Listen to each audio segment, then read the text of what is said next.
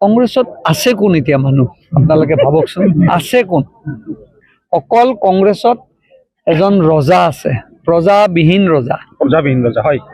আৰু যেতিয়া প্ৰজাবিহীন ৰজাই ৰাজত্ব কৰিব আহিব তাৰ ফলাফলটো কি হ'ব শূন্যই হ'ব আৰু মই ভাবো কংগ্ৰেছৰ প্ৰতি মানুহৰ এতিয়া আস্থা হেৰুৱাইছে কাৰণ 15 বছৰ কংগ্ৰেছে অসমত শাসন কৰিছিল আৰু 10 বছৰ বিজেপিয়ে শাসন কৰিলে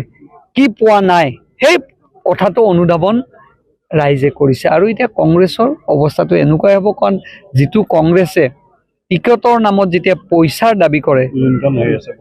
তাতকেতো আৰু দুখৰ বিষয় নাই আৰু মই আৰু আজি এনেকুৱা ভাল দিনত এইবিলাক ক'ব খোজা নাই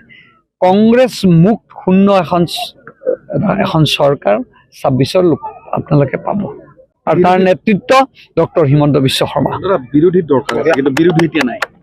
বিৰোধী কামৰ কাৰণে চাওক বিৰোধী সদায় লাগে আমি বিচাৰো কিন্তু তেখেতসকলৰ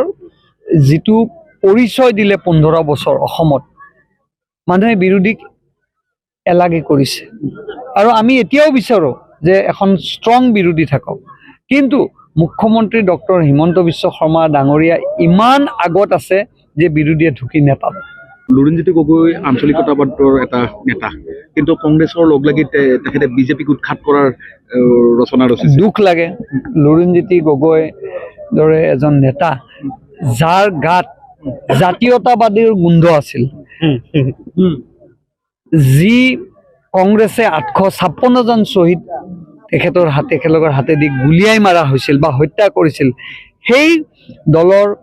বুকুচাত উঠি যদি লুৰিণজ্যোতি আজি নিৰ্বাচন খেলিব লাগে ইয়াতকে দুখজনক আৰু ইয়াতকে লজ্জাজনক কথা অসমৰ কাৰণে হ'ব নোৱাৰে